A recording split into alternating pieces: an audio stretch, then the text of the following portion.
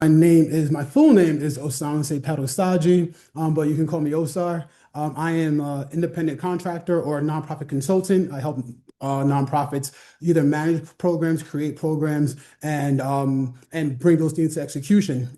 Today, I'll be actually teaching you guys or going through, it's not teaching, obviously, walking you guys through something that I find very useful in when it comes to developmental work and programming, which is, of course, and I'm pretty sure all of you guys know that, is breaking down an RFP and creating a framework from that RFP.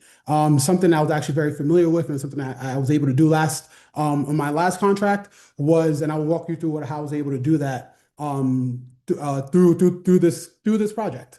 We will be going over or breaking down a particular RFP, a real live RFP, which was I'm not sure, I'm not really familiar if all of you guys are familiar with New York City, but I previously used to work with the New York State Digital Equity Alliance, and with that there was a particular RFP that went through the Connect All office. Let me bring that RFP up. Excuse me, where is it? Oh, nope, sorry.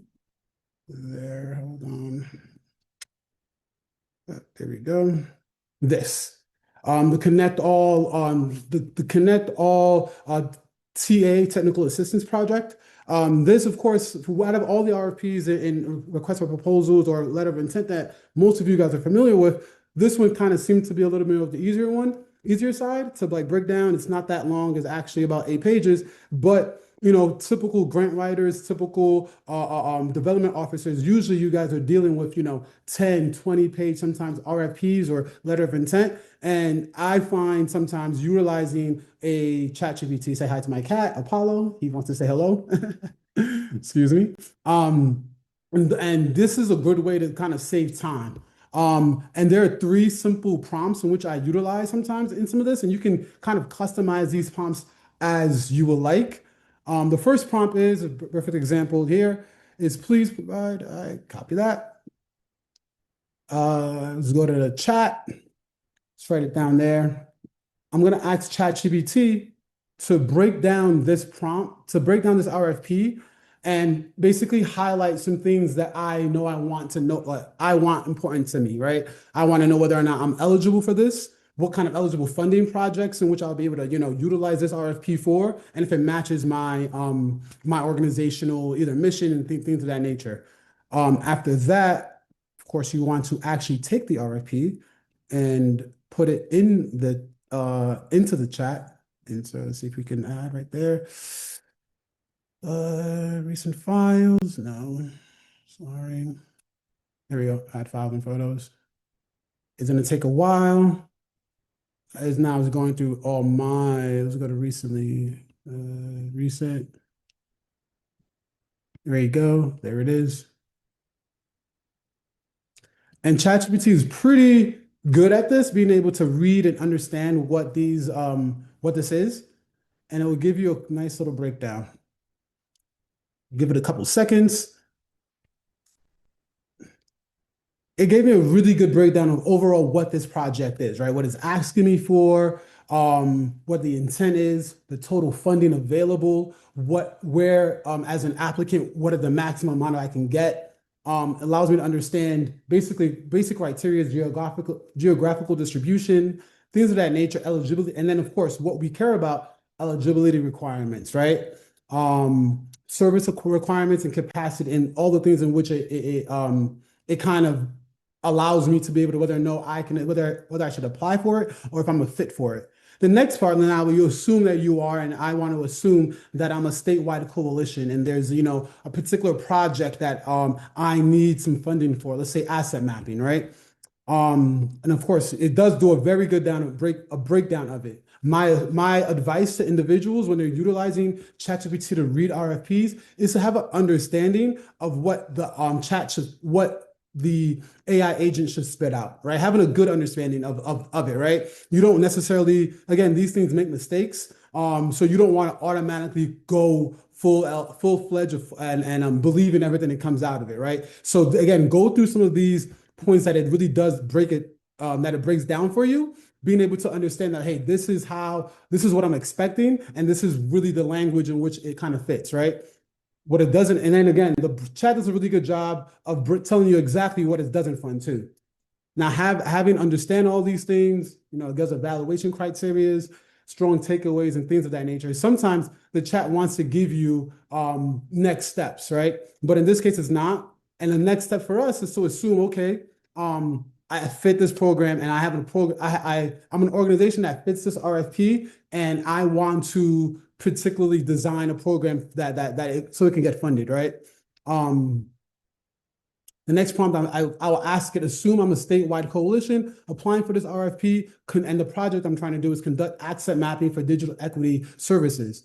What I like to do with ChatGPT or even any AI project is I don't necessarily ask it to apply for it. I ask it to give me a template or a framework. Again, these things are not 100% correct and accurate. They do make a lot of mistakes. And for your organization, not knowing, and we don't know what and you might not necessarily have an AI policy and things of that nature. So the amount of information you are allowed to give might be limited. So you want your prompts to be a little bit more as detailed, but also obscure as possible. And I know there's a fine balance in that. So copy, it will then, and the good thing about ChatGPT and almost all these chats, there's a sense of memory where it keeps its understanding of like, hey, you don't necessarily need to be too detailed about this because it's going to, especially in the same chat, understand that you're talking about the previous question. So assume you're a statewide coalition, create a template for me that I can use to be able to apply for this RFP. Give it a second.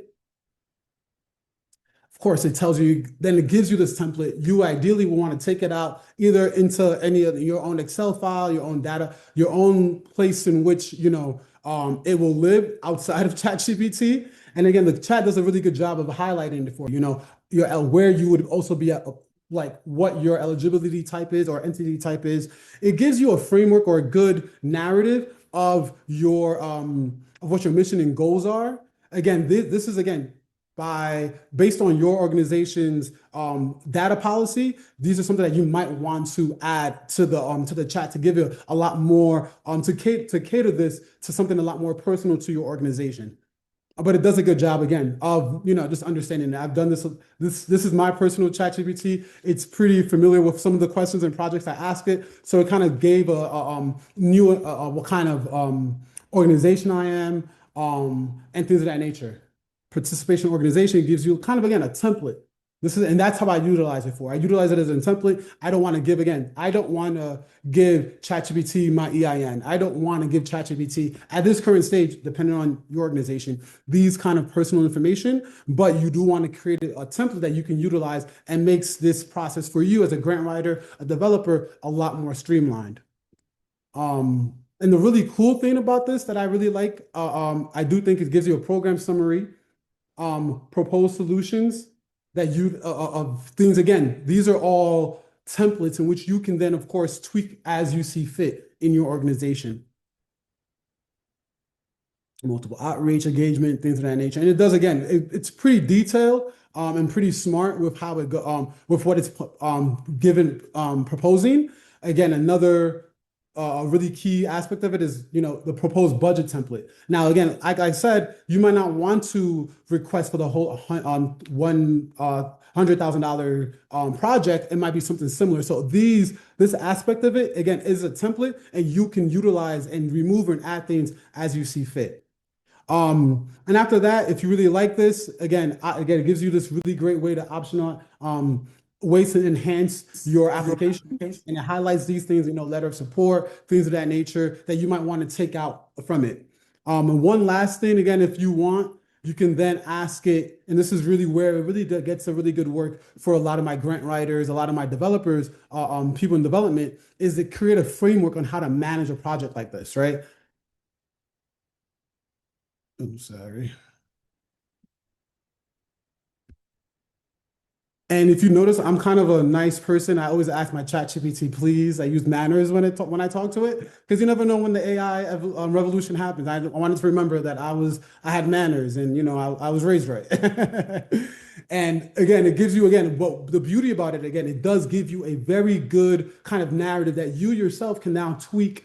And again, I always tell individuals don't trust this 100%. Take these things back home and be able to tweak it as he says fit, so that it just like so it just makes more it fits your organization a lot more better. And again, it allows you to manage your data that you're feeding these kind of large language models limited. And again, that's all up to how your organization manages or has their data policy and their AI policy with that. So if you guys don't have one, maybe you can go, free willingly and put as much information as not in there or not. But if you do, I advise caution when in how much critical information you're providing it, because again, you don't necessarily need all of that. Wow, thank you so much.